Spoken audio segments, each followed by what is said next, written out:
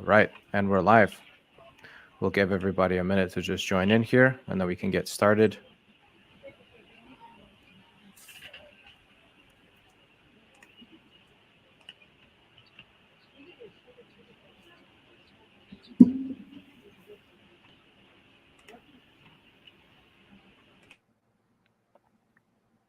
Looks like some people are joining in.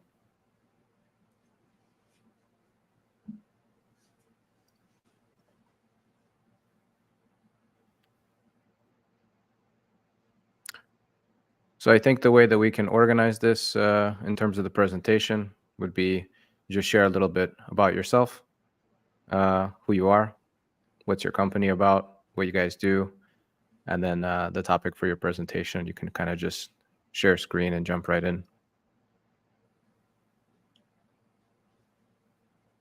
Sweet. I guess, are you introducing yourself or am I? Do I take a point? Yeah, I'll get started now. We gave it a minute. All right. So wanted to thank everybody for joining. My name is Pasha, and I'm the founder of AMZ Optimized. So we're a full service agency. We do content, advertising, and all the other management pieces that glue it all together. So the presentation that I'm going to be sharing today is going to be about fees and inventory. It's a technical and boring subject for some. A lot of people don't want to pay too much attention to it. Nathan's smiling because he also does a technical, boring, important task for people with bookkeeping. So very similar to that, you got to understand your numbers, and fees are. Amazon has introduced a lot of new things that not everybody is up to date on. So without further ado, I will present my screen.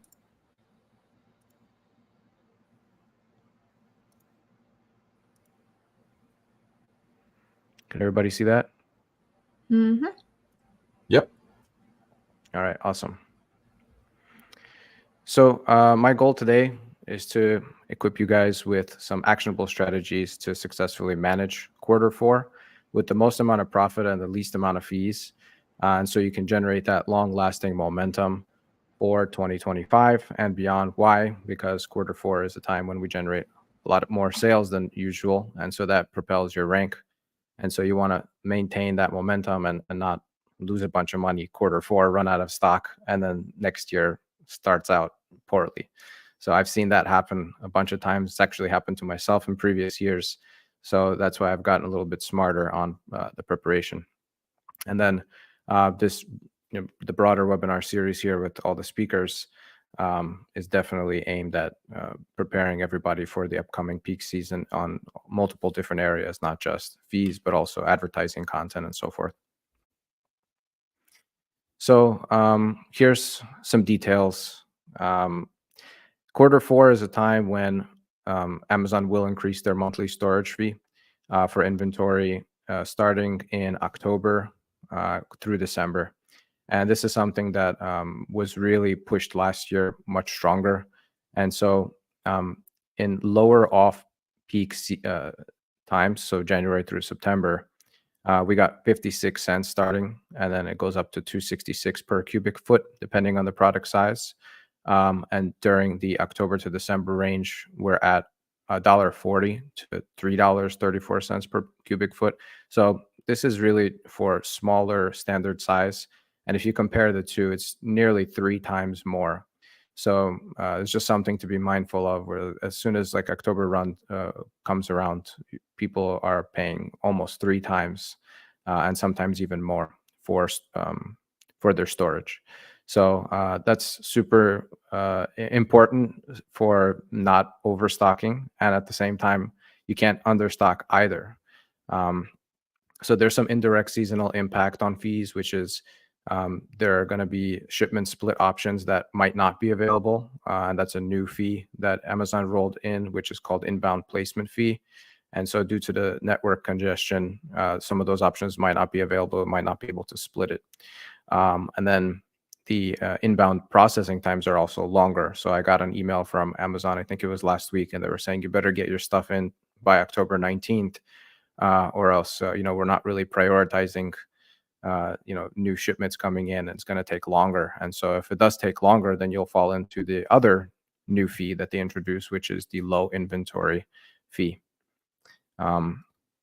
So another thing that they did is the Amazon return fee, which is applied to products with return rates above a certain threshold per category.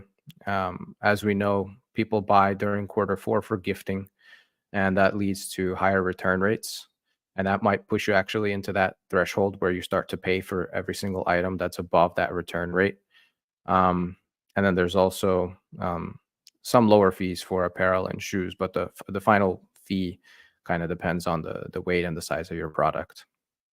The low inventory fee is only applied if you drop below 28 days of supply. So you got to make sure that during Q4 you don't drop into this bracket due to the lead times being a little bit slower. So it's important to plan ahead is the main point here.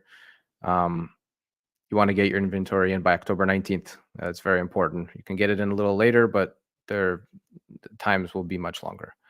And you should probably have a 3PL in the territory that you're selling in. So for example, if you're selling on Amazon.com, use a US 3PL to send in inventory so you can have that handy and just have that stock available because things can get unpredictable. So it's important to have tools. Some tools that I like to use are SoStocked for forecasting. And so you can anticipate forecasting and keep in mind that Q4 sales are going to pick up compared to the rest of the year. So plan for that, and then try to use P&L tools like Sellerboard. So that helps you to really understand what you're really paying during Q4 and in other months, of course, but just really to compare and understand how your margin's affected. And then balancing your stock levels. So just aim to have optimal levels to avoid all these fees that I'm talking about and have that 3PL. So try not to under order, try not to, but keep it in the 3PL. Try not to oversend into Amazon and have that buffer stock available.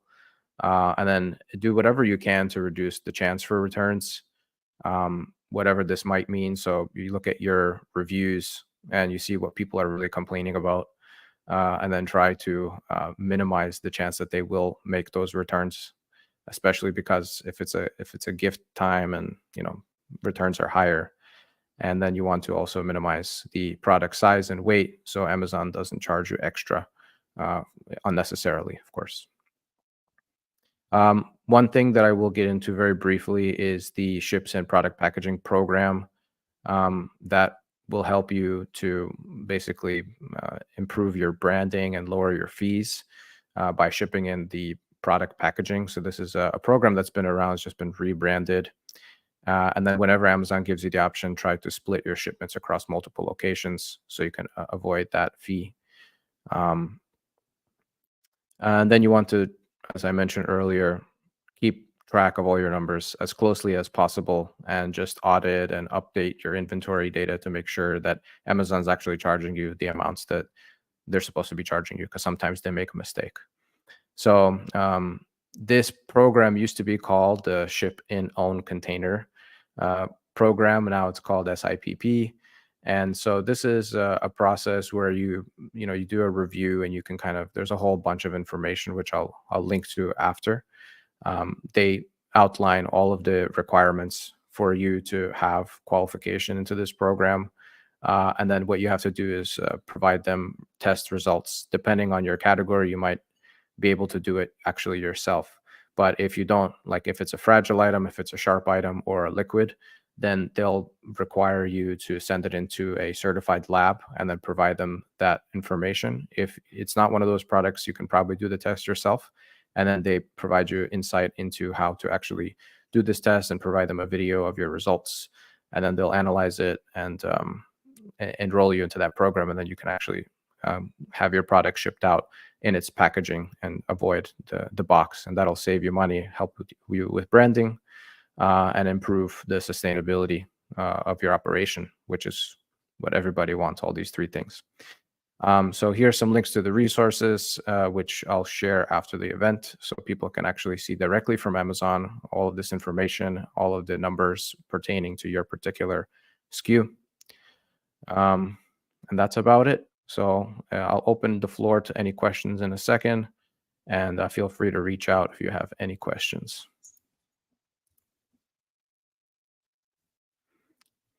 I don't see any comments coming in over here, so we'll move to the next speaker. Thank you, guys. Elizabeth, you're up.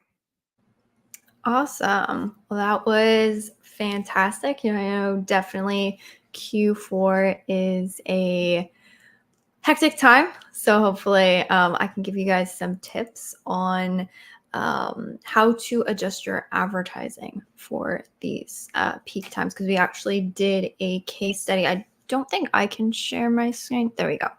Awesome.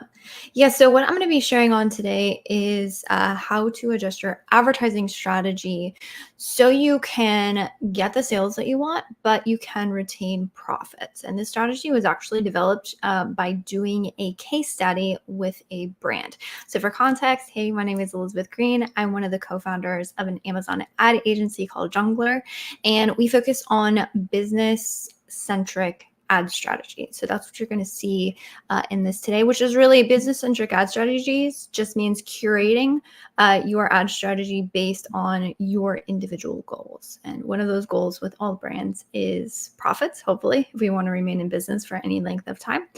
And so the reason why Q4 is fantastic, and also a reason why you can easily lose money is due to the consumer behavior trends. So basically, going into Q4, everybody's looking for the deal. Getting closer to Christmas, everyone's looking for a gift.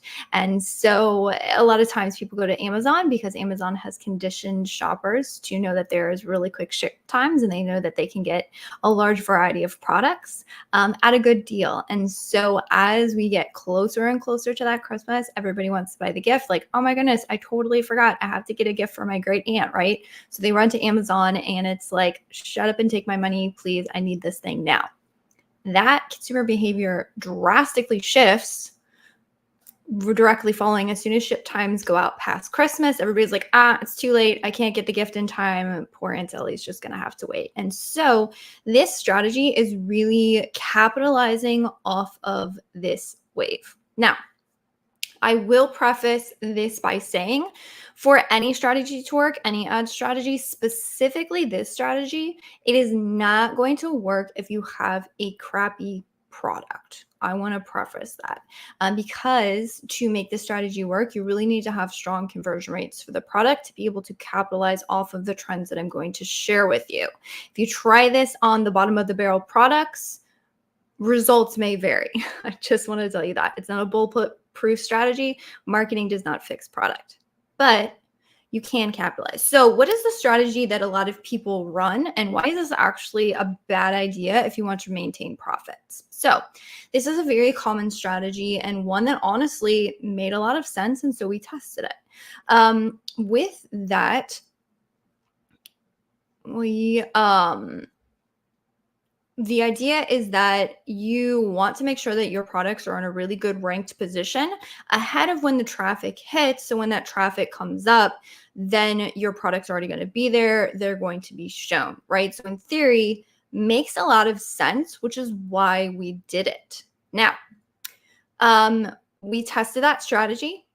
We had a brand with newly launched products, and we went super aggressive right out of the gate, ranked the products. The thing is, by all accountable measures, this worked. So the initial results is we got the bestseller badge in the subcategory within the first 3 days after the anticipated peak traffic.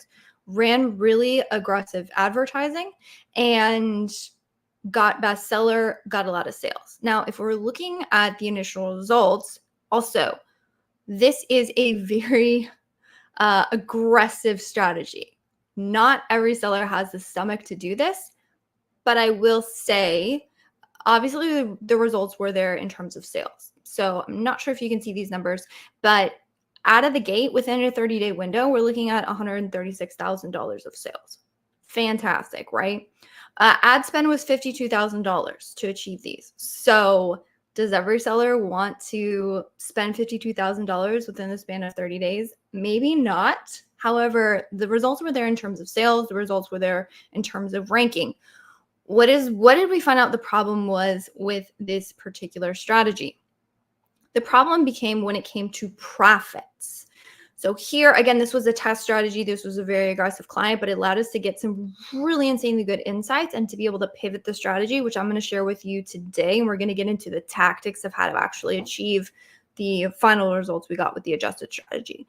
But we're looking here at like a 6.7% margin in terms of profit. So not terrible, but I'm sure all of us would love to be able to hit sales growth and achieve more than a 6.7% profit. I'm going to show you how to do that. This is the reason why that initial strategy does, I don't want to say it doesn't work. If your only goal is sales, run that strategy. However, if you want to get sales and maintain profits, that's why that original strategy that is often sort of shouted about in the market is that total ACoS, which is a lot of times how your advertising dollars feed into your profitability, is your ad spend divided by your total sales. Well, if you are aggressively spending on advertising and your total sales are not keeping up with the rate of how much you're spending, that is why your total ACoS will shoot through the roof, and it's going to absolutely shoot you in the foot in terms of profitability. So what did we do, right? We ran that aggressive strategy. How can we pivot off of this to have our cake and eat it too in terms of hitting accelerated growth and maintaining profits? So this is what we did. When we went and looked at the consumer behavior, so these are screenshots from Helium 10 and looking at their history of the search volume on keywords, we're noticing these very intense peaks during very, very specific times. And so when we analyze that and we looked at the consumer behavior trends, it becomes very apparent that although, again, our spend is outpacing our sales. And so our strategy that we pivoted to is instead of starting too aggressive out of the gate, we mirrored our ad spend pushes with the consumer behavior trends. Again, I do want to preface this by saying you must have strong conversion rates for this strategy to work. So you need to have some initial tests. It's not that we don't run ads, it's that we're not aggressively pushing for ranking yet. So these are the signals that we looked at for our market changes. You can look at Helium 10 historic data. You can also look at your general keywords, so your seasonal specific keywords. In this case, we're looking at Valentine's Day. So it was like, gifts for mother, those types of things. But you can also look at your general keywords as well. These you should also see an uptick on. You can look at last year's sales trends. In the original charts that we were showing you, we had no last year's sales trends to go off of. But subsequent years we did. So whenever you have historic data, look at that. You can also look at your ad spend observations and your click increases to determine, again, when is that sort of point of uptick in consumer behavior trends. All right. And this strategy we did carry over. This is something that we developed, I want to say about 4 years now. We've been using it post-peak season pretty much every single time, is to make sure that as the consumer behavior shifts, nobody can buy a gift anymore, nobody's purchasing. You want to make sure that you're mirroring your ad spend adjustments with this consumer behavior trend as well. This is something that we did get right. And so again, I'm going to show you exactly what those tactics look like when we get to those slides, but make sure you're doing that. Okay, what were the results? And then we'll go over how to do it. So the results, and this is actually looking at Q4, and I'm going to show you another apples to apples comparison. So we have tested this strategy in Q4. We've tested against other peak shopping times. So Prime Day, Black Friday, Cyber Monday, Mother's Day, Valentine's Day, those other sort of peak shopper behavior as well. But this strategy works really, really well in Q4, and it's one that we are currently using for clients and seeing amazing results. So you notice that this spend trend, again, mirrors when we see the uptick in consumer behavior. And what did this result in? It resulted in I have another screenshot about the profitability, but we're looking at I think that's 29 or 28% profit margins. So again, accelerated in sales, that part worked, but we're not giving up our profitability because we're being strategic with when we're increasing our ad spend. All right, so again, strategic insights for the data. We're looking at the sales volume trends. We're doing all that historic analysis, and we're mirroring our ad spend off of that. And you notice that, sort of the peak of our total A cost only got up to 13% and then going way down from there, as opposed to the previous test that we had run where total A cost trends like well outpaced that. And so the results ended up being, instead of a SKU net margin of 6.7, I'm doing margin percentages here because it's not exactly apple to apples in terms of date ranges, but the percentages give us a good analysis. We're looking at a SKU margin of 28.9%. Again, that's after all costs of goods and everything, but that's also including the advertising. Ran it again the exact same time frame as well. And so the first one was Valentine's Day 2023, which is when we ran that initial test that didn't result in the profitability numbers that we wanted. And then in 2024, we used that same strategy that we had vetted in Q4 of 2023 and saw much better margins. We're looking at a 26.9% margin. And again, for context, this is within the same account. So client was very happy with that. It worked a lot better. So how do you do this in your account? What are the nuts and bolts? I'm going to go through a very strategic playbook with you. We have our pre-work, our work that we do during the peak season, and then we'll recap with what do you do post-season. All right, so this is our seasonal strategy playbook. This is pre-traffic. You can start sort of analyzing this now. A lot of the analysis takes the most time, but the good news is that you can do that up front. So what you want to do is identify when that peak consumer behavior is going to happen in your account. So to do this, you can look at Helium 10 historical data, evaluate past performing keywords. So you want to know which keywords, which campaigns, which part of my ad account do I need to start pushing. You can evaluate current search volume trends to determine if consumer behavior has shifted. Are there different keywords people are using? You're basically getting everything in place. So when rubber meets the road, you know exactly where and exactly when you're going to do sort of that during phase in which you're going to focus on. Also look at your general keywords. A lot of people only look at their giftable keywords, but you do want to look at general keywords as well. Again, whenever you have last year's sales to go off of, make absolutely sure that you are evaluating those sales trends. Historic data is key here. And then you want to make sure that you also increase budgets to prep campaigns for click increases. This is going to give you a good signal. If budgets are constantly running out, then you can't see and you can't notify like when those clicks start increasing for you. So it's helpful to have budgets in place for this. And then also make sure you do this on campaigns that show good past performance. So when we're increasing our budgets, when we're increasing our bids, when we're going after and capitalizing on that search volume and that consumer behavior, we want to make sure we're doing it right. So that doesn't mean we're launching campaigns last minute. It doesn't mean, again, it's not that we're not running any advertising because Q4 is not the time to aggressively test things. You want to essentially capitalize on everything that you have proven has worked. So you do want to get those in place. Pro tip here, that's not necessarily in the slides. Once you identify those specific campaigns or you know what it is that you need to check and you need to adjust on, it's helpful to either put some sort of naming convention in place. You can easily use a search option to find them, or maybe put them in a specific portfolio or something that allows you to easily quickly find them because it's really easy to do a bunch of analysis and forget where you put something. So I would recommend making it easier on yourself to go in and quickly do a spot check, because this is the peak traffic adjustments you're going to be doing. It is really intense. This is a little bit more advanced, but I told you absolutely proof is in the pudding. It works. So the first 3 days of increased traffic, you want to check your performance twice a day, morning and evening. And this is for the first 3 days because you want to move quickly. You want to increase budgets on performing campaigns. So anything that you can see performing, make sure it has enough budget, again, to capitalize on.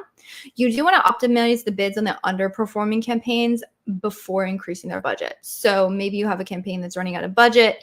but the ACoS just isn't where you want it to be. You can optimize the bids before you increase it. Again, our goal is not to increase budgets on things that do not have good performance. We're looking at the cream of the crop and we're adjusting those things. So really intense optimizations happening in the first little bit.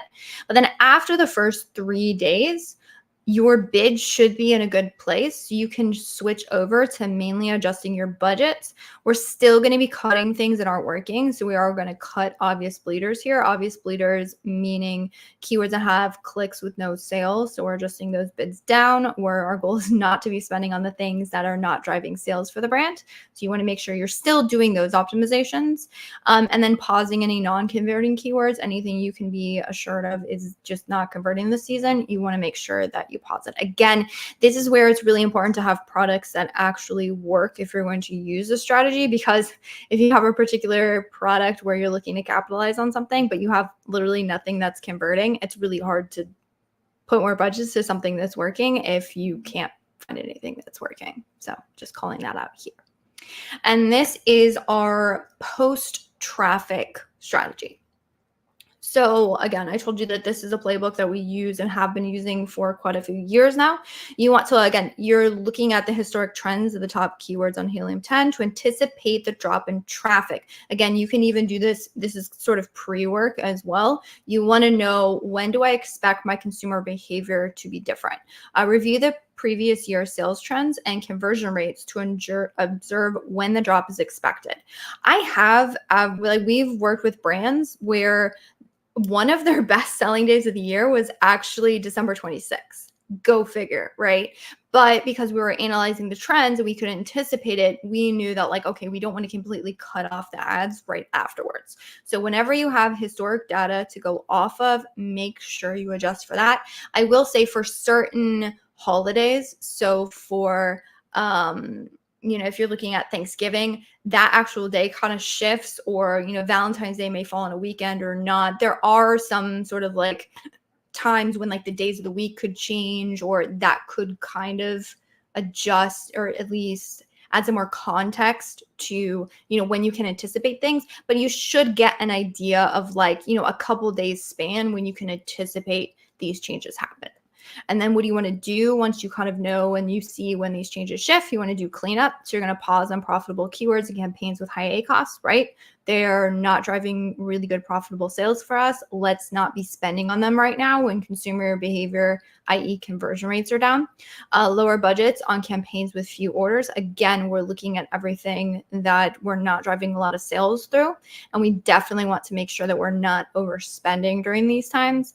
And then what we can do is we can gradually lower our budgets, but we still want to, again, observe the trends to maximize any residual traffic and potential sales. So you do still want to keep observing the things that are working. You're not completely shutting off the account, but you are taking a pretty heavy hand to the things that no longer make sense to keep spending on. However, if you have things like retargeting ads, DSP, sponsored display ads, it does make sense to continue those, because again, those are going to benefit off of that post-holiday traffic.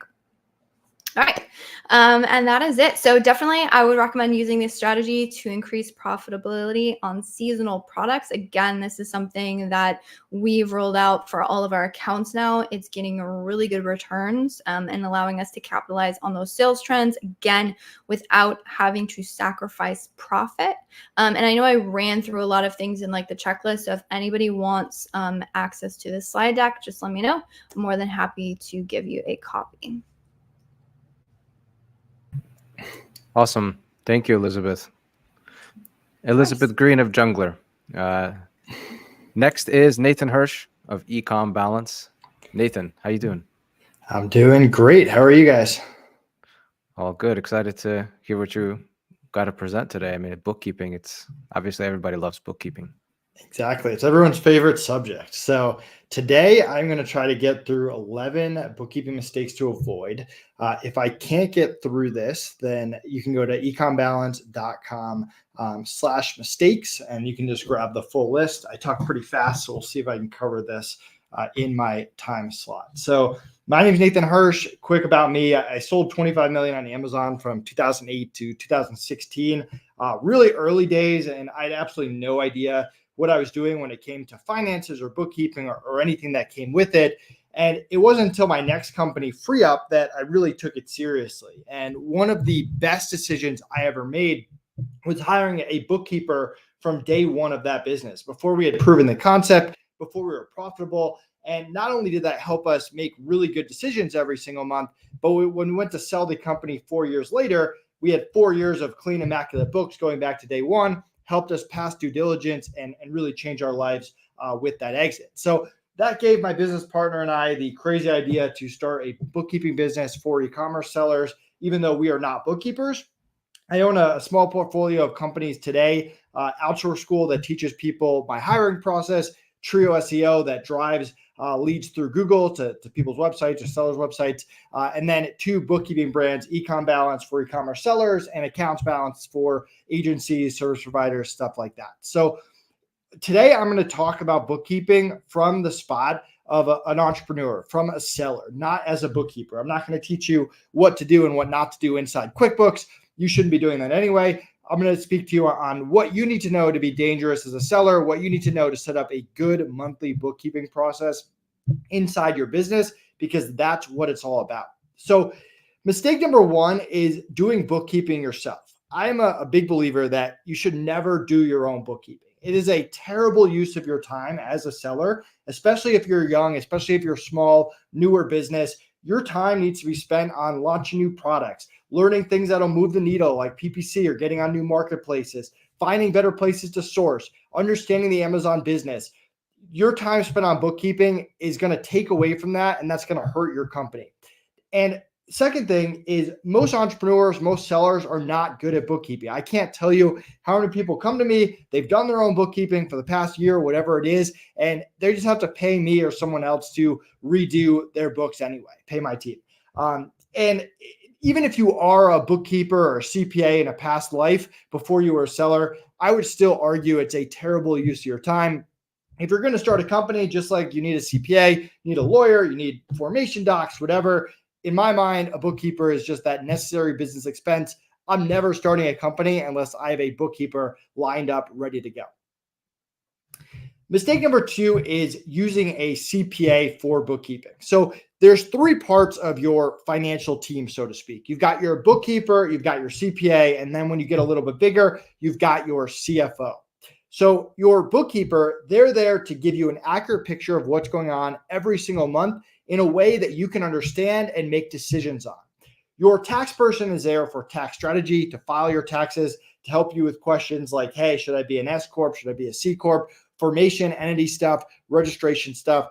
And your CFO is there to help you make business decisions, help you forecast sales, forecast cash, say, hey, what do I do with these numbers that's going to help grow my business or cut costs or whatever it is. And from my experience, I've always tried to separate these. Usually when you hire a bookkeeper and then you start asking them formation questions, or a CFO and you start asking them tax questions, that becomes a little messy. People are very good at what they specialize in. And if you hire a CPA that also does bookkeeping, chances are they're better at the tax stuff. And they might do your books in a way that's right for taxes, but it might not be the best way for you to make decisions every single month. For example, they can put all the expenses together and file your taxes correctly at the end of the year, but that's not going to help you make decisions on marketing versus office expenses, etc. So I like to split them up. It's usually a lot cheaper. You also run into situations where if your CPA is doing your taxes, they have their own tax deadlines, April, October, and they're not going to be able to get into a good monthly process where you're getting books on time. And then my last point is, if you're not a bookkeeper and you hire a CPA to do your bookkeeping, or one firm to do everything, you're really just crossing your fingers and hoping that they know what they're doing. If you hire a bookkeeper and a CPA and maybe a CFO separately, they should tell you if one of the other parties is not doing a great job. There's a lot of checks and balances, and you get more than one set of eyes on your books, and you get them really working together as a team. And for me as an entrepreneur, that's a much better team setup, a much better situation for me, since I am not a bookkeeper. Number 3, and I see this a lot, especially with new sellers, that they try to do their books every quarter or every year. I went through this as a seller. I would kind of dump it on my CPA at the end of the year. Started off actually trying to do it myself, and I already kind of explained why that was a disaster. But then I would dump it on my CPA at the end of the year. Then I would hire a bookkeeper to do it quarterly. And I kind of slowly progressed, realizing, hey, if I don't do my books every single month, it's too late to make decisions. If I wait till the end of the quarter and then look at my numbers, that time's already passed for me to make any adjustments that's needed. Bookkeeping is great when it comes to like selling a company and getting funding or getting investments, but most sellers never go through any of that. And the real benefit of bookkeeping is decision making. It's about making good decisions every single month based on what the numbers are telling you. And that's why you need it monthly and not kind of spread out or at a different frequency throughout the year. So using the right tools.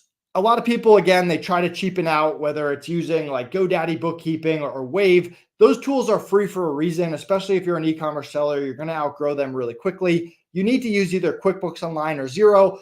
They're both pretty good. Everyone has their pros and cons. Go with whatever one your bookkeeper has the most experience with. But again, necessary business expense, QuickBooks Online or Xero. Don't use QuickBooks Desktop unless you're really hiring someone to come to your office every single day and do your bookkeeping.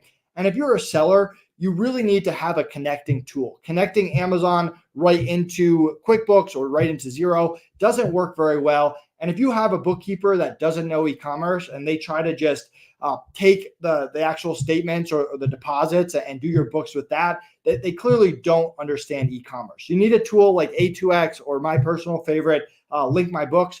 Connects to the marketplaces, connects to QuickBooks, pulls in the data, refunds, returns, all of that, and helps you get books that actually match your Amazon statements every single month. So that's kind of the basic setup on the e-commerce side. But you also want to have separate banks and credit cards. You don't want to intermingle personal and business, which you probably know, but you want banks and credit cards that allow view-only access for your bookkeeper. You don't want a situation where you have to download statements every single month and send it to your bookkeeper. Your bookkeeper is probably going to charge you more because it's more work on their side, but it's also just a waste on your side, and it can delay your books every single month if you don't get those statements. So make sure you have that proper setup. Separate banks, separate credit cards, view-only access for your bookkeeper using either QuickBooks or Xero, and then a connecting tool, either Link My Books or A2X. There's a few others out there as well. So this is a big one for e-commerce sellers. Not every business needs this, but there's two types of bookkeeping. You've got cash and accrual. So cash is whenever a charge goes on your credit card, whenever you receive money, pay money, that's when it goes into the books. Accrual is based on when you actually sell the product. And at the very least, you need your sales and COGS in accrual, not on a cash basis. Now, you should talk to your CPA and ask whether you should be cash or accrual. That's a question for them, and there could be different tax benefits for either one. But for most businesses, for most e-commerce sellers, full accrual is unnecessary unless you're a little bit bigger. But at the very least, you need sales and COGS on accrual. And that's why it's so important that you use that connecting tool, Link My Books or A2X, because that's actually going to match up your sales with the products that you're selling and help you get a very accurate picture of how much you're making every single month and not based it on, hey, when you bought inventory or anything like that. This is also going to help you down the line if you ever want to sell your business or get investments, making sure you have sales and COGS in accrual. So again, another just quick way to know if your bookkeeper understands e-commerce, just like if you were a real estate investor, you shouldn't hire a bookkeeper that doesn't understand real estate. You don't want to be their first real estate client. It's even more true for e-commerce. There's a lot of old school bookkeepers out there that have worked with B2B or other businesses. They're going to really struggle with e-commerce. And one of the best quick tests to tell is if the top line of your income statement is the money deposited into your bank account. That's not correct. The top line of your income statement is your Amazon sales or marketplace sales, whatever you sell on, minus all the fees, refunds, stuff like that, and then the deposit into your bank account. So make sure that you're showing top line sales. You're going to run into a lot of issues with the IRS and matching your K1s at the end of the year if your income statement does not match up with the actual top line sales before all the fees and stuff are put into place. And again, that's why a tool like Link My Books comes in handy. Number 7 is segmenting your books. If you want to go really crazy, you can segment by SKUs, but the very least, go by marketplace. If you're selling on Amazon US versus Amazon UK versus Walmart versus Shopify, you want to see how each marketplace is doing. And that way you can make sure you're spending your time in the right places. You can make adjustments to that margin, decreasing expenses, increasing price, whatever it is, but make sure you segment your books. Just like if you're running an agency and you're offering multiple services, you want to know how profitable you are per service. E-commerce is the same way. So when you hire a bookkeeper, make sure you talk to them about segmentation. Another mistake is caring about your P&L. So make sure, or only caring about your P&L. There's 3 statements that you should know as an entrepreneur, as a seller: income statement, balance sheet, and cash flow statement. Income statement, or P&L, shows you how much you make each month. Balance sheet is a snapshot of how healthy your business is, all your assets versus your debt, your liabilities. And the cash flow statement shows how cash positive you are, or negative, because a lot of e-commerce sellers go out of business, not because they're unprofitable, but because they run out of cash. So when you have these monthly reviews, and I'm going to give you some resources in a second, make sure you're going through all 3, your income statement, your balance sheet, and your cash flow statement. And if you want a sample report of what that should look like, go to EcomBalance.com/report. And that's really the industry standard of what an e-commerce income statement, balance sheet, and cash flow should look like. The last few I'll go through pretty quick. Using a tool and thinking it replaced monthly bookkeeping. There's a lot of great tools out there. These assist with checking day-to-day sales and making real-time decisions. They don't replace monthly bookkeeping unless it reconciles at the end of the month. It really can't be a substitute for monthly bookkeeping. So keep that in mind. Any tools you use outside of QuickBooks and Xero are great add-ons, but they're not replacements for a monthly bookkeeper. This is a quick one too that kind of surprised me when I started a bookkeeping business. Let your bookkeeper and CPA communicate. Link them on email chains. If you use us, add your CPA to the client portal. Your CPA might charge you for time spent talking to the bookkeeper, but it's worth it. You want your bookkeeper and your CPA on the same page at the same time, at all times. When we onboard new clients, we always get their CPA's contact information. There might be stuff about your books, whether it's formation or whether it's a cash versus accrual, that we need to be on the same page with your CPA before we start any catch-up cleanup work, or it's just going to lead to redoing work down the line. So if they're not already communicating, make sure that they're in touch. And number 11, and if you take anything from this, this is the most important. Have a monthly finance meeting on your calendar every single month. My business partner and I, we have multiple companies. We have a meeting on our calendar that we do not miss for any meeting. We run through the agenda that you can grab here, EcomBalance.com/agenda. We go through income statement, balance sheet, cash flow. We compare this month to last month, this month to the same month last year. And this is the meeting that you make decisions for your business. You're not making it by looking at your bank account or by gut or by instinct. You're making decisions by looking at what the actual numbers are telling you and making decisions during that finance meeting. So those are my 11 mistakes to avoid. I think I accidentally clicked on the link there, but there we go. So get 1 month free if you want to use us, EcomBalance.com. Feel free to connect with me, Nathan Hirsch, on any social media channel. And hopefully I didn't go over my time spot. Thanks for having me. Awesome. Thank you, Nathan. And by the way, if you have to drop off, feel free. I know it's a time constraint on your end. Next, we got Martin Zerrudo of Quartile. What's up, Martin? Hey, Pasha. Thank you so much. It was a great presentation, Nathan, Elizabeth, and Pasha. I know we still got 2 more people left, which is Nick and John. So for people who are watching, please stay till the very end because we still got 2 more bangers right after this one. So I'll try and be respectful of everybody's time here. Let me just share my screen real quickly and kind of go through as fast as I can why I'm here today. Let me just present here real quick. Okay. Cool. Okay. So my name is Martin Zerrudo. I'm the Director of Enterprise Brand Development at Quartile. I've been here for about 2 years now. Prior to joining Quartile, I was actually a former CEO of an Amazon agency where we scaled that to about 7 figures in less than 2 years.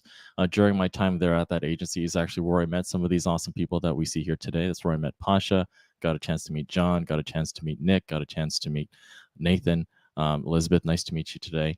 And so, for those who are listening today, you're receiving a lot of really great information and great tips and guides from some really great thought leaders in our space. It's a really great community that we've tried to foster, and you're getting some really great information. Hopefully, you can provide some as well. In terms of brand experience, I've worked with brands like Medline, valued at, I think, $30 billion health product company based in Chicago. OVO, which is Drake's clothing line, Death Wish Coffee, which is a leading coffee brand, Boosted Commerce, the aggregator. Working with these brands, we provided a lot of different types of services, managing their creative, their Amazon account, governance and support, any kind of ticketing, paid ads, media, ERP support with NetSuite, so on and so forth. At the end of the day, I'm coming from a place of over 10 years of marketing, e-commerce, and brand building experience. This is probably like over 100 now of these webinars and podcasts and e-commerce conferences that we've spoken to. So thank you again so much for your time. This past year, specifically around Amazon and Amazon ads, I've been to pretty much every Amazon office in the States. So it was in Chicago, it was in Seattle. That's me sitting there, and we're also co-presenting with Jeff Cohen, who's Amazon ads tech evangelist. That's us there in DC. That's me speaking in front of various teams over there. And so, the goal of us today here really is to talk about when is it time to start thinking about automating your Amazon ads. What is the ways in which we can maximize ad efficiency and performance. So before we start to address when, we really should talk about what. What exactly is being automated when you start thinking about Amazon ads? There's a lot of different ways you can approach automation, both on ads and things that are kind of like secondary and tertiarily connected to ads. But for the purpose of our conversation today, to keep it succinct, I'm focusing on 6 key things or levers in which you can really automate: bids, budget, placement, rules, your campaign creation and optimization, and then keyword harvesting, promotion, and negation. We don't have to go through this every single bullet point. Feel free to screenshot this. I believe in the follow-up emails we'll be sending out our deck, so you can kind of take this material and utilize it however way you'd like. But the focus of our conversation today is what is being automated: your bids, right? So you're not manually making changes throughout the day. Your budget, so you're not manually going in there and making changes to the allocation of your ads. The placement, so you're not manually going in there and making subjective assumptions on where the placement of your campaigns are most impactful. Rules, so you're able to granularly make very automated rules that are custom to specific campaigns that may have very unique KPIs or goals that are outside the basic algorithm that's being utilized for automation. Campaign creation, the ability to let an automated system and software platform similar to Quartile or Quartile itself to actually create these campaigns for you. And then keyword harvesting, promotion, negation. Way back then, I used to go through Google Sheets with multiple tabs, looking at the amount of impressions and the amount of clicks, and having to go through all these keywords and making a manual decision like, hey, based off my subjective expertise, should it be X amount of clicks? Should be Y amount of conversions before we start promoting or negating, or all of that stuff takes a lot of time. Totally can be automated. So at the end of the day, what's being automated?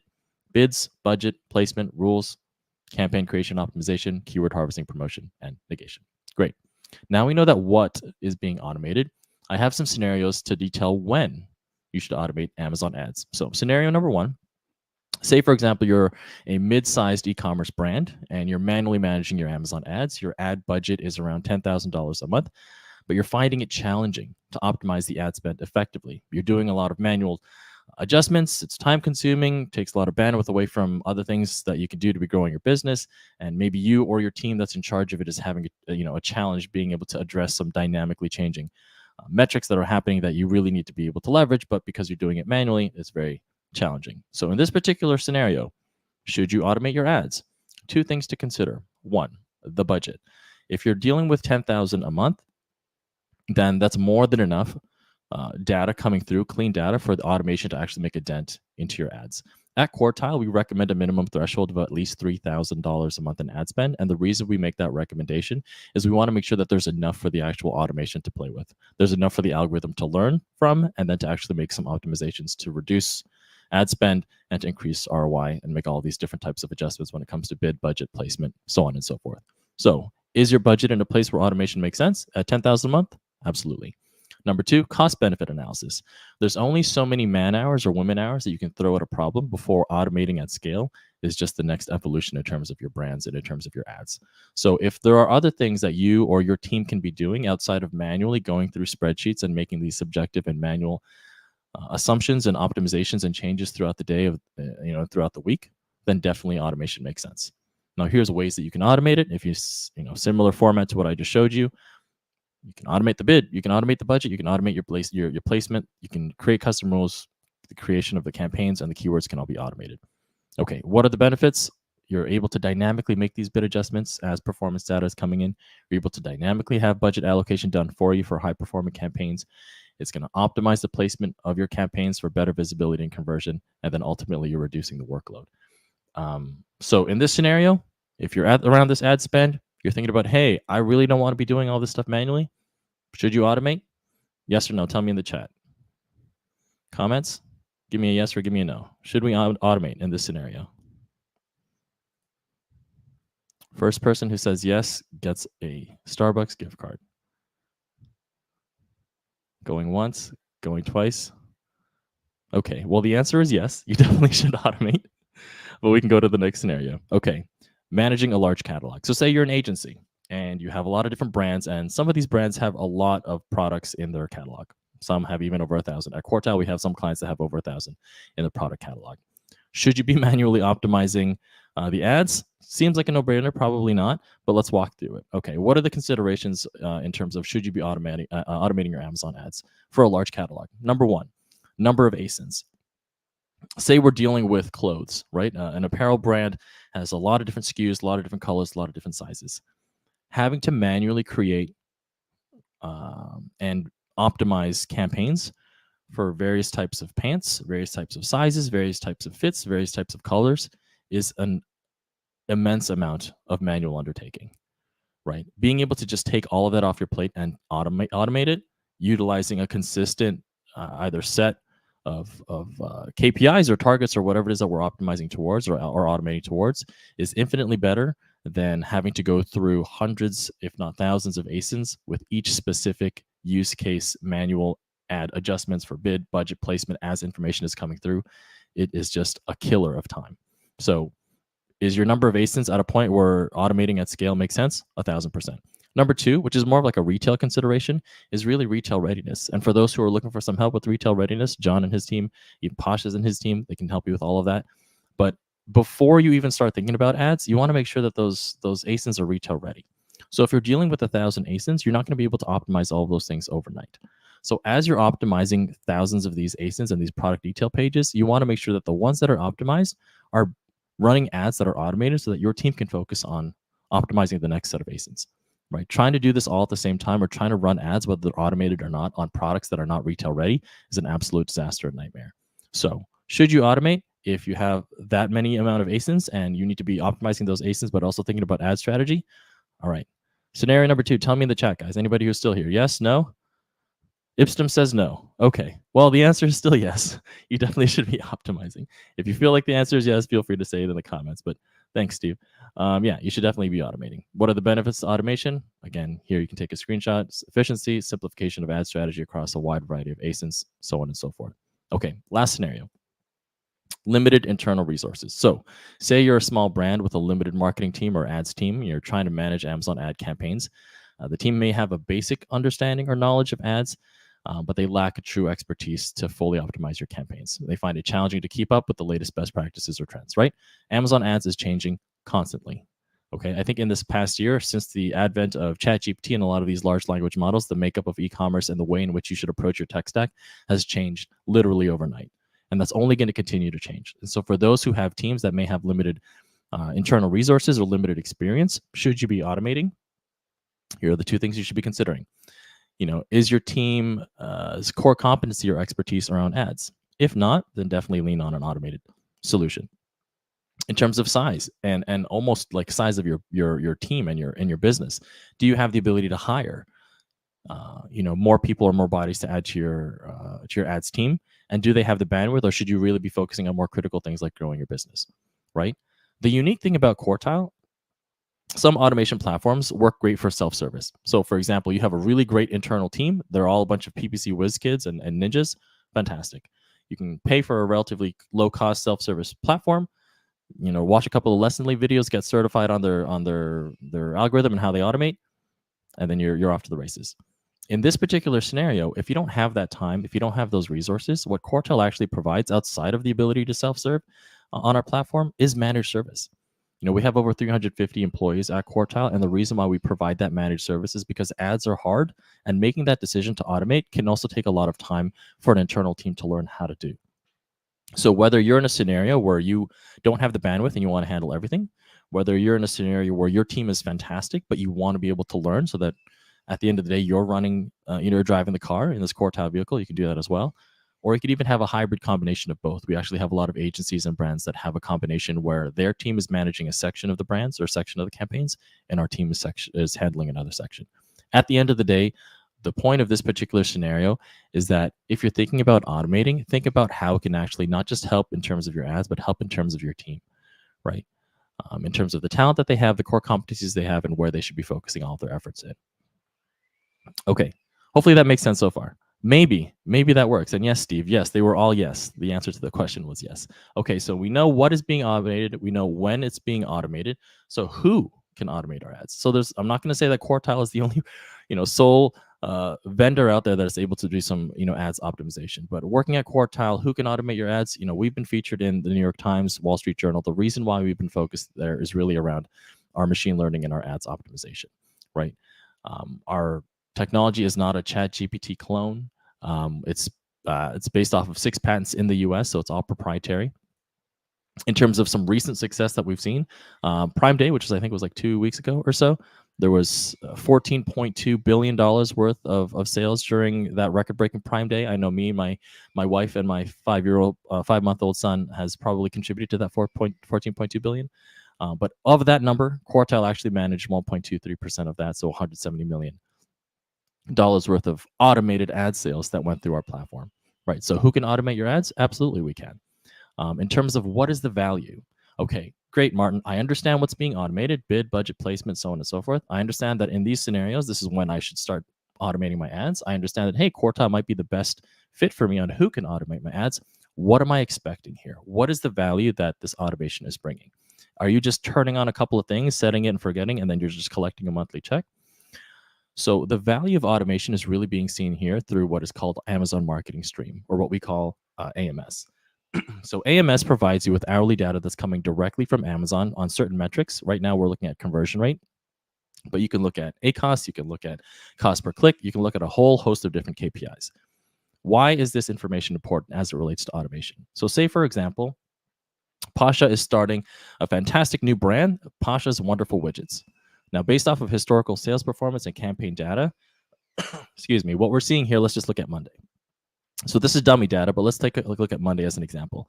If Pasha's Wonderful Widget customer, or their ideal customer, at midnight is shopping for his product, and based off historical data, what we're seeing through AMS is that there's an 18.33% chance of conversion for the campaigns and the keywords that are running for the ASINs that Pasha's Wonderful Widgets are being sold on Amazon. Great.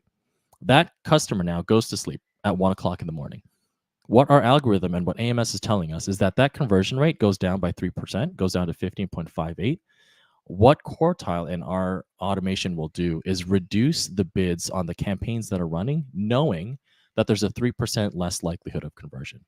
This is happening automatically across all of your ASINs, all of your campaigns, across placements as well. So having said that, they start waking up. Hey, maybe they want to go for a midnight snack, right? Maybe Pasha's Wonderful Widget is the best widget for a midnight snack. They wake up at 2 a.m., that 15% goes to 21, 3 a.m. goes to 24, 4 o'clock, 27. By the time it's about, time to get ready to go to work, you're at 30%. What we do automatically is take the reduced the reduced budget that we took out because we took out that wasted ad spend. We take that wasted ad spend and reinvest it during the times when there's a higher chance of conversion.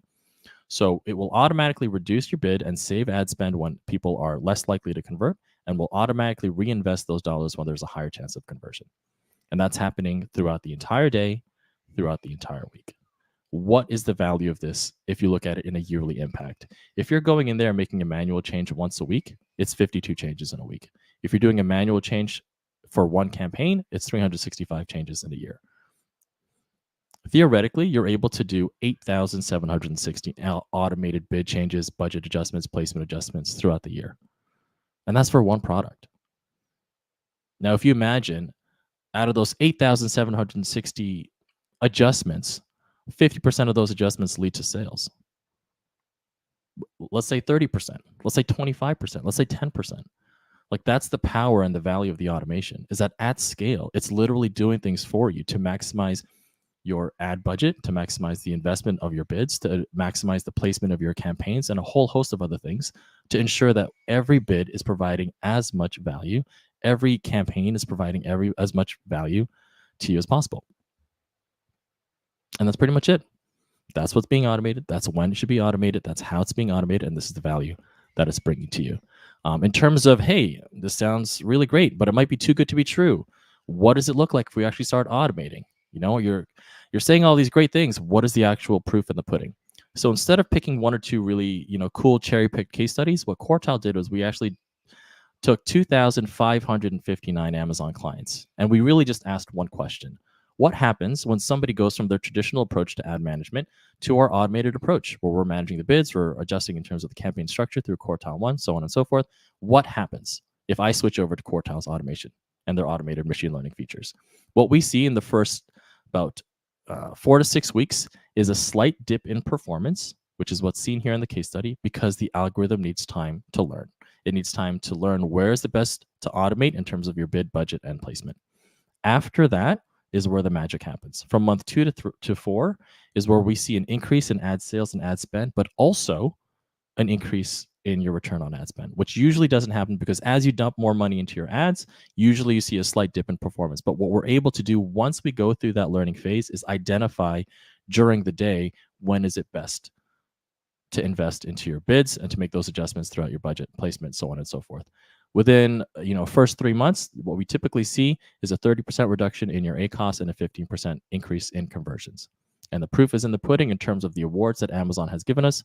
Performance Growth Award 2 years ago, Scale Technology, we won this, Technology Innovation last year. This year, we're going to be at Unboxed in New York, hopefully in consideration for a lot of these other awards as well. So at the end of the day, yes, we would love for you to work with Quartile, but whether you work with us or not, the goal and hopefully the value that you got out of these last 10 to 15 minutes is, yes, automation is great in the scenarios in which it makes sense. So long as you know what's being automated and the value of that automation, it can definitely be life-changing for your brands. So if there's no other questions, feel free to ask in the comments. Happy to answer as many as I can. And if you want to reach out, learn a little bit more, I can totally send you this deck. You can find me on LinkedIn, or you can email me, martin.zerrudo@quartile.com. Thank you so much. I was on mute there. Thanks, Martin. Full disclosure, AMZ Optimize is an agency partner of Quartile, and we're loving it. So, yeah, check them out. Next, we got Jon Tilley, the AI Amazon guy, one of the first to use GPT as a service for Amazon, and it's evolved since then. And I think you're going to be talking a little bit about Rufus, right, John? That's right. Is that the animated Disney character, Rufus? Yeah, they could have done a better job with their character, right? Yeah. All right. Whenever you're ready. All right. Let me know. Can you see my screen? Yes, sir. Okay. Yeah. So I'm going to just take 15 minutes here to talk about Amazon Rufus. That's Amazon's AI shopping assistant, which it's been in beta for a while, and I think it's been now live maybe 3 weeks across North America, and essentially just giving customers a different shopping experience. So I'm going to jump in and show you what that looks like, and then I'm going to give you some practical ways as to how to check and ensure that your content on your PDP is optimized for Rufus. And there's a free ChatGPT example that you can copy with prompts that I'll show you later, and I'll give you an opportunity to kind of download that as well. So let me kind of get into this.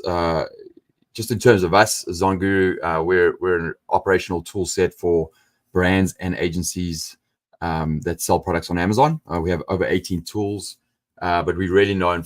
Our flagship products are around SEO. We were the first to integrate ChatGPT in the space, as well as doing contextual SEO, looking at competitors, a few firsts in the industry. So we're known for that, and we're now in beta with our Rufus optimization on your content as well. So truly understanding what is the AI looking for and how to make sure we're prompting the AI in the right way to ensure that it's optimized. So let's talk about Rufus.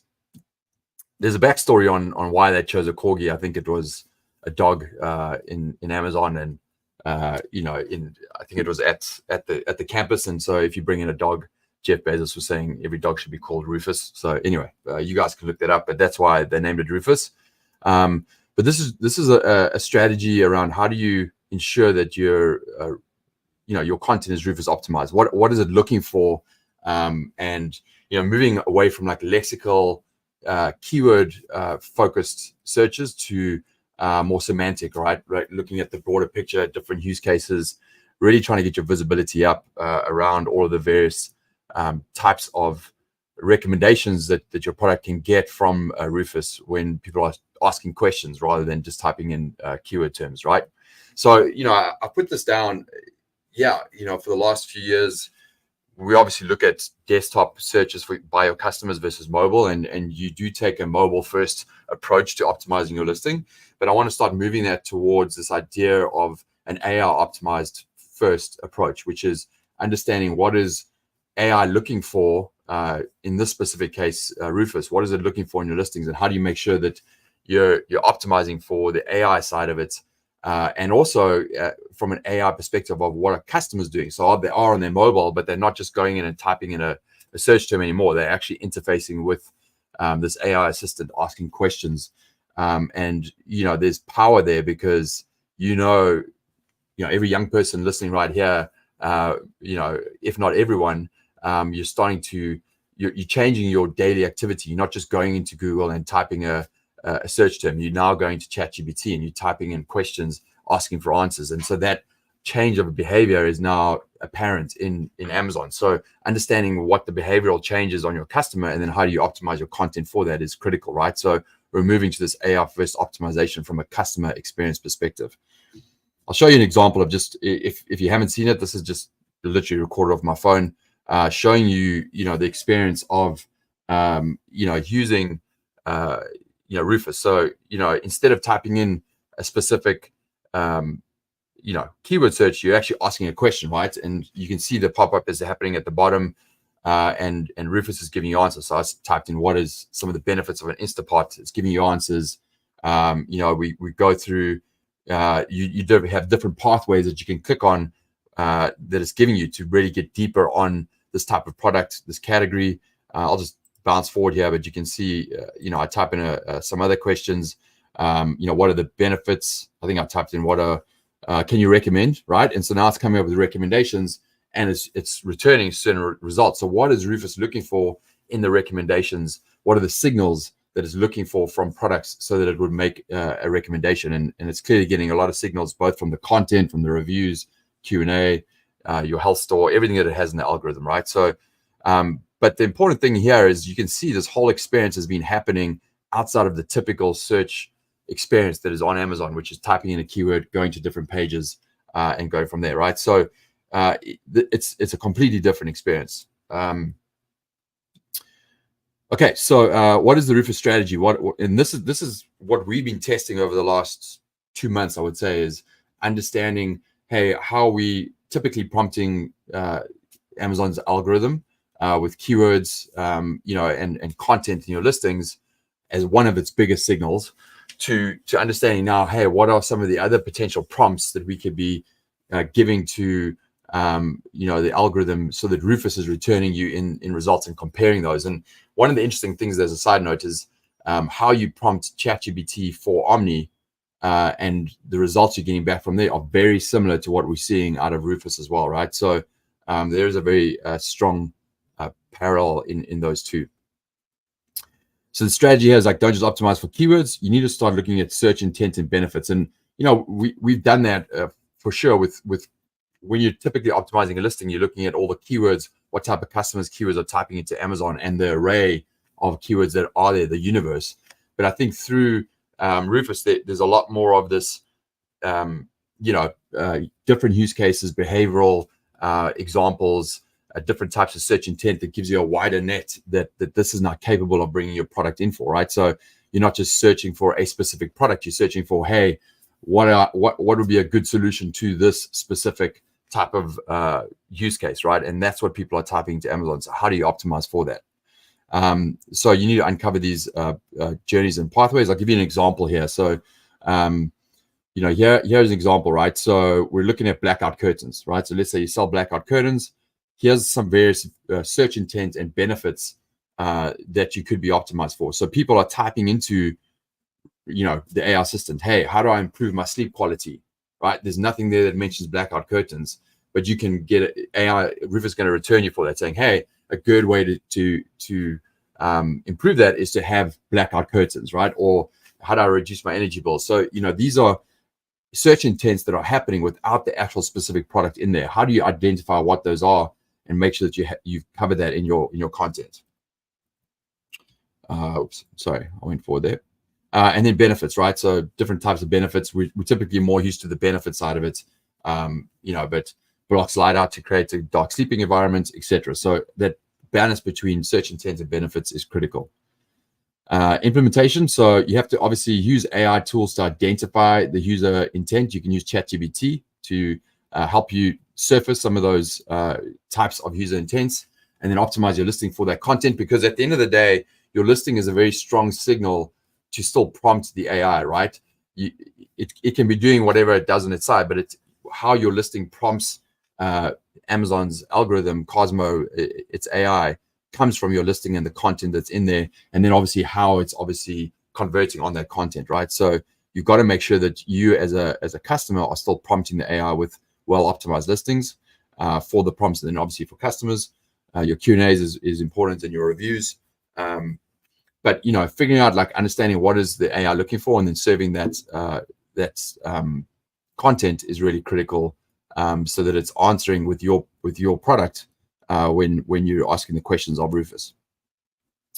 Here's some prompts. I'm going to fly through this because I give you a link where you can get these prompts, but I just done it as 5. But if you follow this prompt, you're going to get some really good deep content across the different use cases for your product category, that you then can compare to your listing and make sure that your listing covers these scenarios, because this is the kind of stuff that Rufus is going to be looking for. So, I'm selling a product on Amazon. What is the product? I need assistance in creating this guide.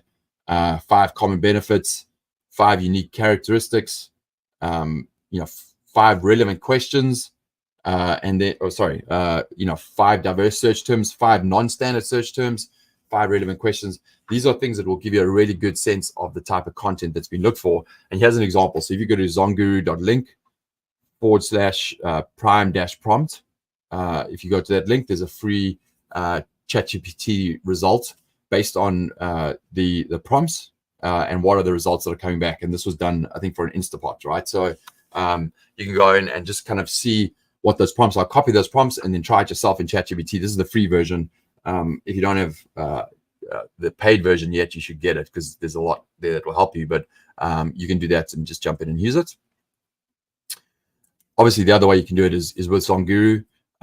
We have a listing optimization tool that is a combination of gathering intelligence around keywords, specifically localized current keywords for a marketplace, what's going to give you high search volume, intent, conversions. But then we build in all of these other pieces, right? We have technology that is continually testing, understanding what are the types of prompts that the AI is looking for, and how to best serve that content. So we build all that in, and then we give you, in under a minute, we'll give you an optimized listing, which is a baseline written in the right way to match the types of keywords, the intent, the behavioral stuff that is synonymous to your category, right? So you can use our tool, and what's really cool about it is you can compare it to any other listing and understand how you compare, and how you can ensure that you're better than any of your competition, right? So that does it in a minute. So all of that general intelligence we build into the listing and give you that baseline that you can then optimize further, and you can do it at a larger scale as well, which is great. So we had the first in the space to launch ChatGPT back in January of 2023. So we've been iterating on that. We are now in beta on the Rufus optimization, and this will be something critical for you to do in your build up to Q4. You have our keywords of fire tool as well. We're getting some excellent results on the tool, including figures that we come back around 23% average increase in revenue on existing listings. This is what we track, similar to Quartile. We track across our whole user base to see when they use those tools and what results they're getting, and an improvement over the best listings on page 1 that match the algorithm. So this is just an example of the tool. You can jump in and use that. There's a 7-day free trial. We also do have an audit report around organic sales and sales potential. So for brands that qualify, you can reach out. We do a very deep dive on your current ranking, what keywords are sitting outside of the buy zone, how to move them into the buy zone, and what they're worth. We do a pricing analysis as well. We look at your profits. So this is something that can really set you up for Q4. This is for qualified brands. You have to be doing 2 million plus on Amazon to qualify to have this report. But feel free to fill out the form, and then we'll get your team onto it and give you that free report. It's super interesting to see what you can expect and how you can increase your profits to what Elizabeth was saying going into Q4. It's critical. So we'll give away 10 of these if you click on the services link, zonguru.link/growth-audit, or if you just want to use our software, zonguru.link/20 for 20% off. Or if you're an agency and you want to use our software, that's our fastest growing segment. You can go to zonguru.link/EP. And you can connect with us there. So those are 3 links. You're welcome to jump on there. Don't forget also that link I shared earlier. If you want those ChatGPT prompts, so you can just do it yourself outside of our tool set to get some references around what Rufus is looking for, to ensure that you're thinking about that experience and you're AI optimized first going into Q4. That's it. Thank you. Awesome. Thank you, Jon. That was very insightful. I mean, it's AI in the Amazon and e-commerce space is something that's definitely emerging. So I appreciate you sharing all that. Last but not least, we have Nick Penev, the EU guy from Hellotax, Extreme Power Brands, and matchmaker extraordinaire in our industry. Everybody knows Nick. So without further ado, Nick, please take the stage. Okay, thanks, Pasha. And you're not right. No, I meet 50 new guys per month, so I guess I don't know everybody yet. So let me share my screen, and I'm gonna talk about something which everybody hates, even probably more than even taxes. But let me share my screen, and then you might like it at the end. Okay, guys, do you see my screen? 1 second. There we go. Yep. Okay, guys. So we know the title. The title is to crash Q4 Amazon sales strategy. So I'm gonna tell you something which you can actually crash regardless of the quarter. But of course, if you wanna crash Q4, you probably need to listen to my advice at the end of the presentation. So I'm Nick Penev. I'm the co-founder of Extreme Power Brand Scale. I'm a partnership manager at Hellotax and a partnership advisor to over 40 companies in the e-commerce space. In other words, we help companies to grow through partnerships, and we also help companies, e-com companies, to grow internationally. And probably our focus is Europe. I'm a webinar host. I've hosted over 300 webinars and hack series. And the last but not the least, I'm fully remote since 2010, Hong Kong before it was cool. And I'm going quite from my beach hours where I spend the vacations here. So whenever I take a vacation, I always work. I was supposed to be on a webinar vacation because of Pasha. I need to actually break my promise. So today, we're going to talk about why expanding to Europe can be a huge success for e-commerce sellers. So I'm going to give you some numbers because I love numbers, and numbers are what is going to make you do an action and do the next step and go to a certain market or certain decision. So Europe has 750 million people here. So that's twice what you guys have in the USA. 450 millions of those are over 18, which means potential clients. So here is a crazy stat for you. Only 9%, only 1% of Amazon US sellers are also selling on Amazon Europe. Can you imagine that 99% of your competitors are not here?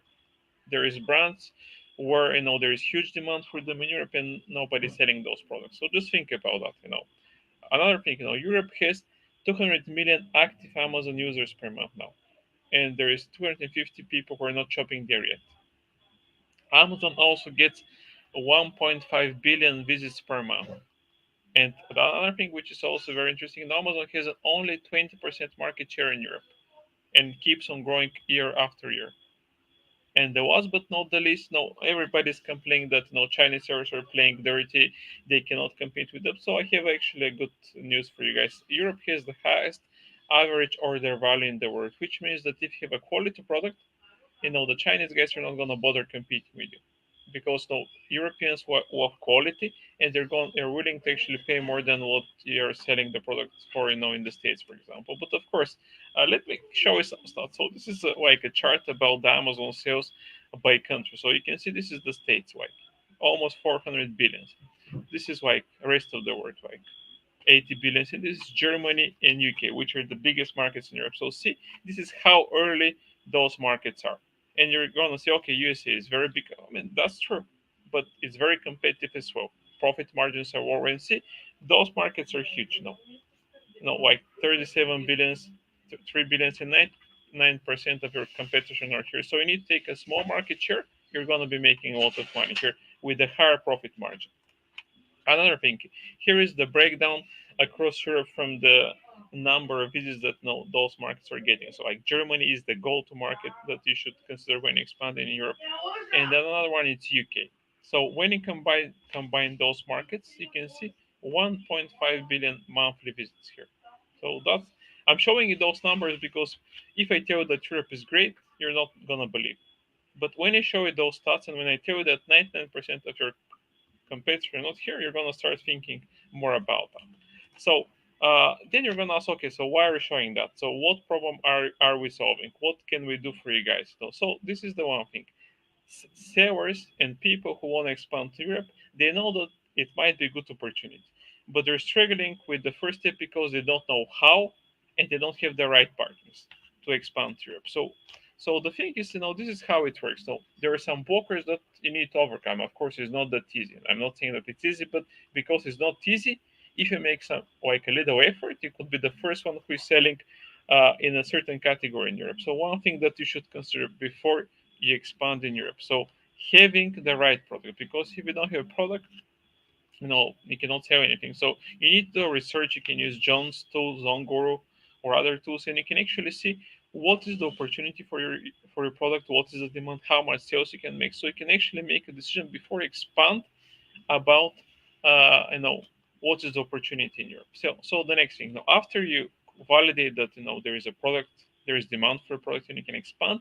The next thing that you need to deal with are VAT, product compliance, fiscal representation, customs, and logistics. But just to summarize, like taxes and compliance are the main thing, because logistics, there's a ton of companies who can do that. So those are the blockers.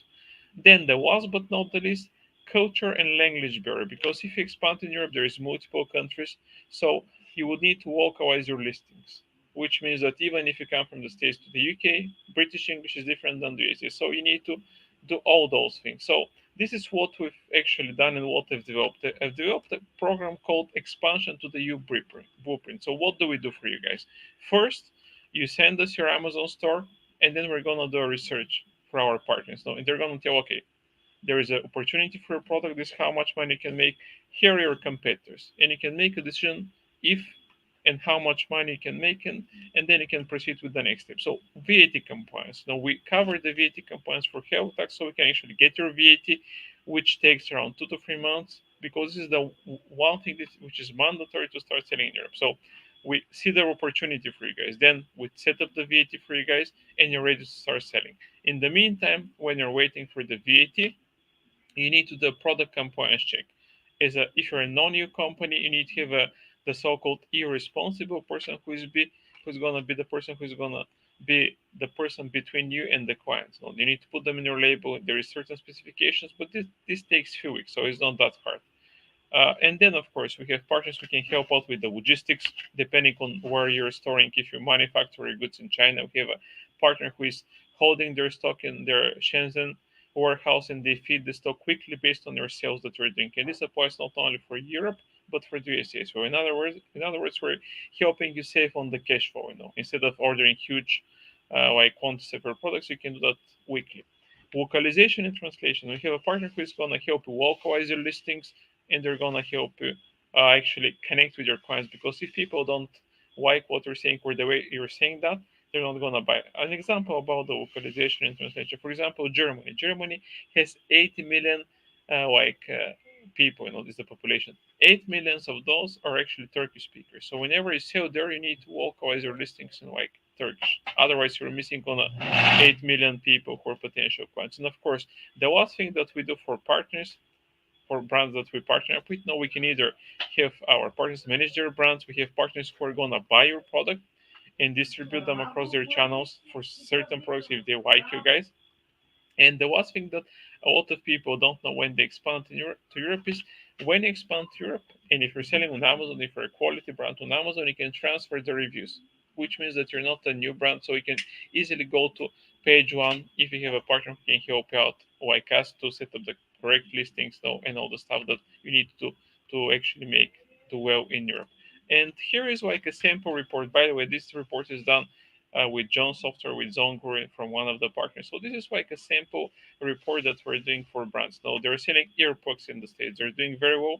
And this is what we did for them. Now this is the seed keyword. This is the search volume for the product. You can see the top 3 additional keywords. So you can easily see the demand.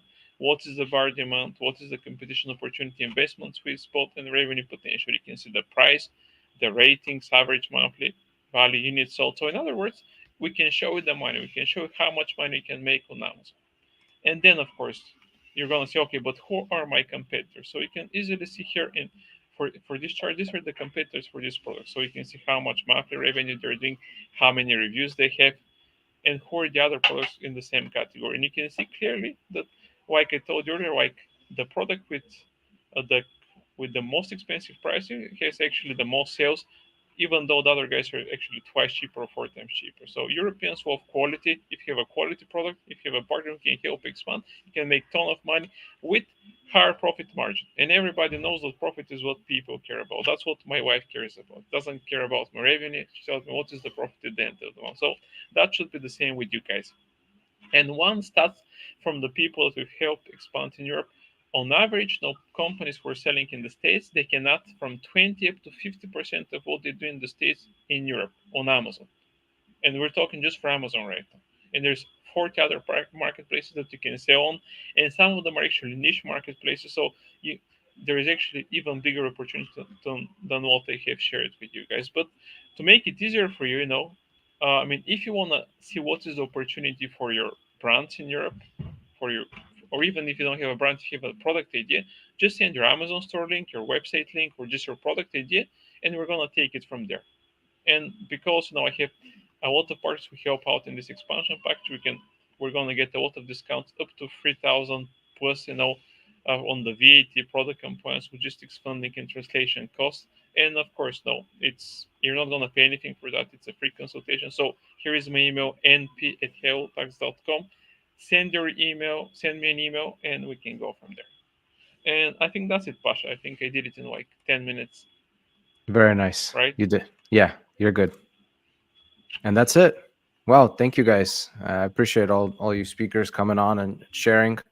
Hopefully we provided some good value for our viewers, and special thanks for everybody who stuck through the whole thing. We've been talking for almost an hour and a half now, but there's so much that can be said when it comes to Amazon. It's a whole ecosystem. You need to know content, advertising, expansion, and search optimization, and fee structures, and that's the formula to success. So give another 30 seconds here for the comments. If anybody has any final questions, we'll give that a second. But otherwise, yeah, thank you guys, and we're wishing everybody a really successful fourth quarter. Let's make this the best one and make 2025 a big success. Yeah, let's take a vacation in August, and then we can start with Q4. There's still time. Yeah, but yeah. If you guys want to go to Europe, you should start with the VAT right now. Otherwise, we're gonna miss Q4. That's for sure. Yeah, that's why the timing of this webinar is, it's kind of like, oh man, quarter four, it feels far away. But I'm placing my order stuff right now. Like I'm the most busy for quarter four right now because, like I was saying, if you're not getting your stuff in by October, then you're kind of missing out. But all right. I hear my son calling me already, saying the dinner's ready. So, dinner. Too early for dinner, Pasha. Well, they're calling it dinner because they're translating it from Polish. It's like lunches. Anyway, that's a long story. But I will share the email addresses to all the speakers, so everybody, if you can, email everybody with your slide deck, that would be probably helpful. and then we'll have the recording shared to everybody as well at the end. Thanks, everybody. Thanks a lot. Thanks, Pasha, You for got it. hosting. Bye. Bye, everyone. Bye.